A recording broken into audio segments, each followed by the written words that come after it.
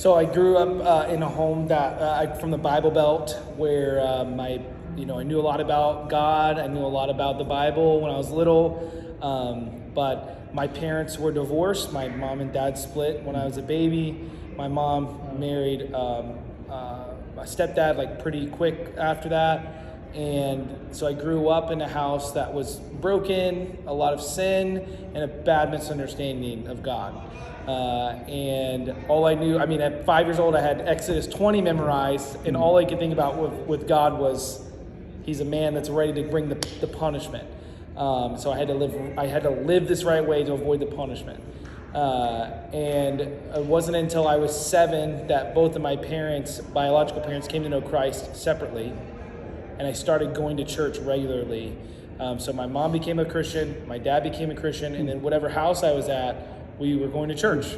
I started hearing about Jesus, but the reality that I had was very different than what church seemed to present. My family's broken, my stepdad's an alcoholic, and it was just it was a very difficult home life, and I was very angry, I was very confused, and by the time I got to middle school, I had just been trying to find any way to not deal with life. So I became anything in life that would help me escape. Escapism was my God. So I was reading books, playing video games, and watching a lot of pornography, because I was trying to avoid anything to avoid reality is what I was doing. And I got saved through something called Fellowship of Christian Athletes at a middle school program. I got to go, and they invited me to something called Heaven's Gates and Hell's Flames. I went. I realized that night, I'd been hearing the message of Jesus for years at this point, but I realized that night if I died, I'd be separated from God because of my sin. And I repented. I put my faith in Christ. I turned from my sin to the Lord, and I had salvation. And it was an amazing thing. In the next month, I joined a church in Jacksonville, Russell Baptist Church. So in February of 2004, I became a believer. March of 2004, I joined a church that had Word of Life clubs. And so from the time I've been saved until now, Word of Life's played this really big, integral part of my walk with God. And that first summer, I went to camp. And I realized, my whole life, I've been coming to church for a while now. I'm in the Bible Belt, I'd seen church. And my first time at Word of Life was when I realized that being a believer in Jesus didn't have to be boring, and it didn't have to be until I was old. That's what I thought being a believer in Jesus was. I'll be old, and I'll be boring.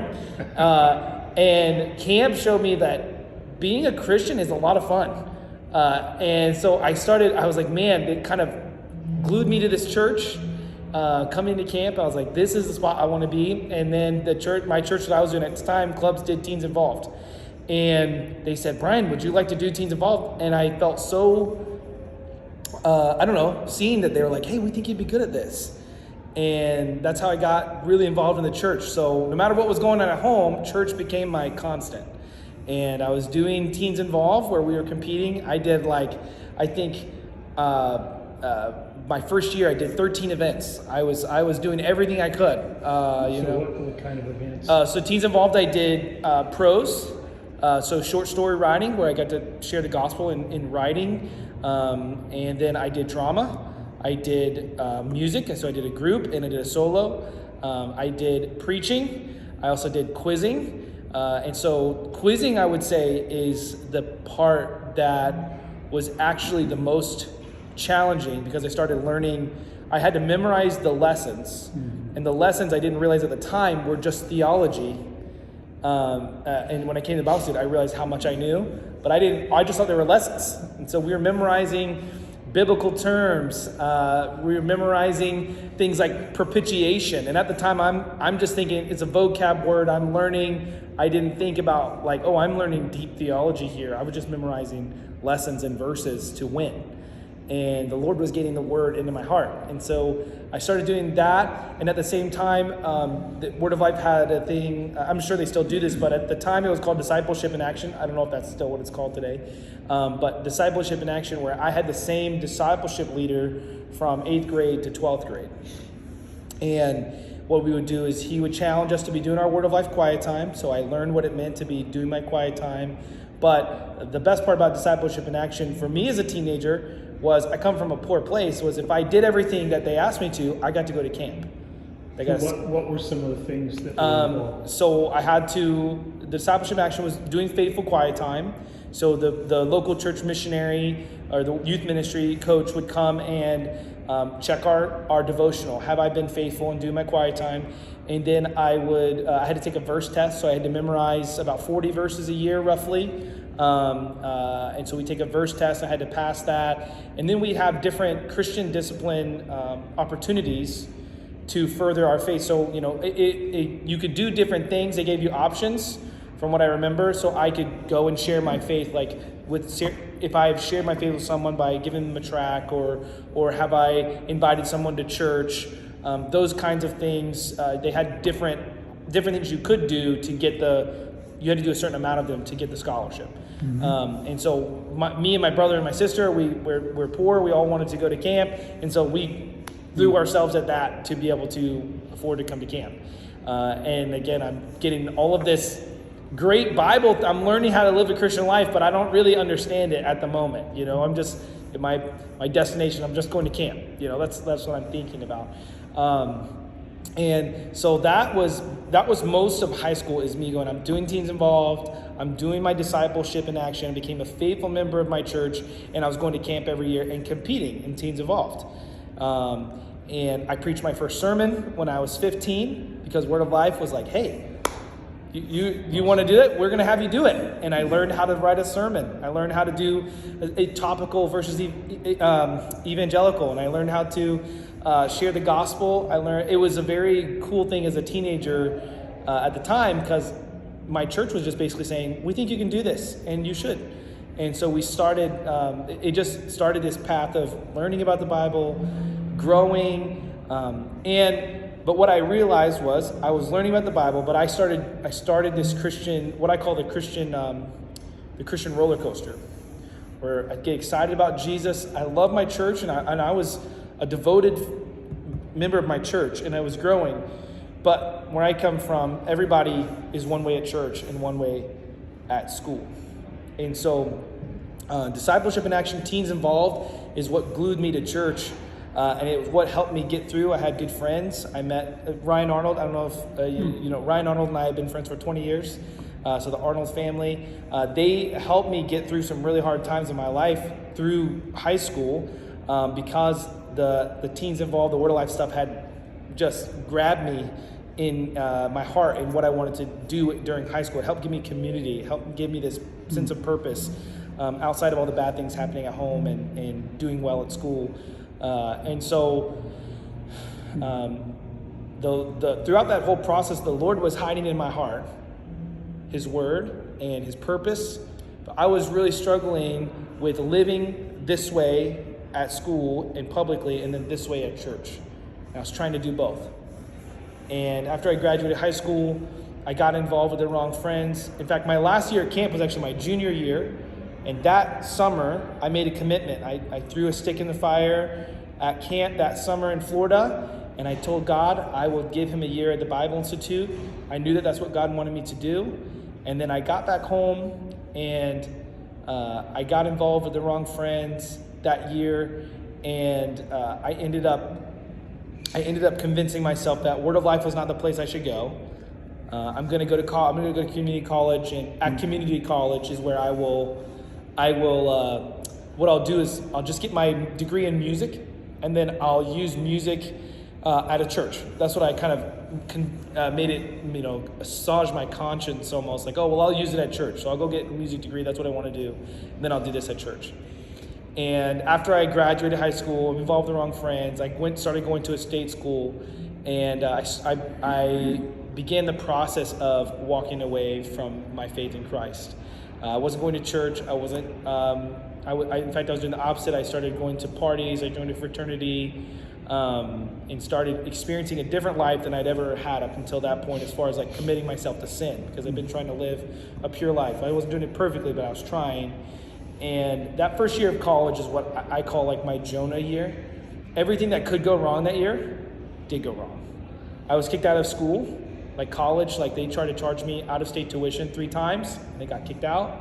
And then I had I had a job and I lost it. I had an apartment and I got kicked out of the apartment because I wasn't paying rent. I feel just like everything I did was wrong. And then I was actually homeless for a little while, for about 2 months. I lived out of my car, determined not to go home. And I had a situation where I should have gone to prison for a while. And this was about a year after I graduated high school. And I remember right after that situation, who did I call? I had a friend who I'd grown up with in church, who was a Word of Life missionary at the time. And he's just talking to me. We were playing Xbox. And he's like, you know, Brian, you should think about Word of Life. And I was like, I don't know, man. I don't know. And at the same time, I had a friend from church's mom say, Brian, I'm going to go down to Word of Life in Florida to go see a play called Heaven's Gates and Hell. Called Jesus Behold the Man. Would you like to go with me? And I remember going to campus, and you know, I've been walking with God for months and months at this point. And I get there, I'm watching this play about Jesus' life there at Word of Life at the campus there. And I remember God speaking to my heart, the things you are doing, the way you're living is not what I want from your life. And it was that time between the Word of Life missionary friend that I had and Mrs. Arnold inviting me to come to this play. God reminded me of my promise that I made at camp. I had told God, I'll give you a year. And I think God took that seriously. And so I was like, man, I should do this. And so I ended up coming to Word of Life at the Bible Institute in Florida in 2009. So I graduated high school in 2008. I ended up coming to the Bible in 2009. And it was stark different. Like, it was like almost a whiplash effect, because I'd come from living a fraternity lifestyle to going to Bible study every day. And I remember the very first thing we did that week, and God reminded me just very sweetly, we would do quiet time in the morning. So, you know, we do quiet time as teens. I've been doing it since I was about 14 years old, so 20 years now. And during that quiet time, the students would get up and we would talk about our quiet time. And it changed the way I viewed my relationship with God. It wasn't anything special or magical like service or anything, but I remember watching the teens my age, and for the first time, I saw people that didn't just say they loved God, but I could see that they meant it and how they talked about Him, what they were learning from the Word. And I remember thinking, like, as I was reading the Bible, I'm going, I don't think I'm getting that. And while I knew I had a relationship with God, I wasn't pursuing it.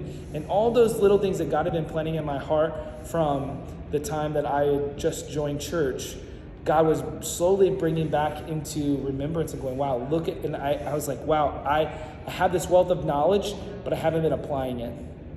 And God took this and said, and I knew that week, after that first week, that quiet time moment, I said, God, whatever you want with my life, that's what I want to do.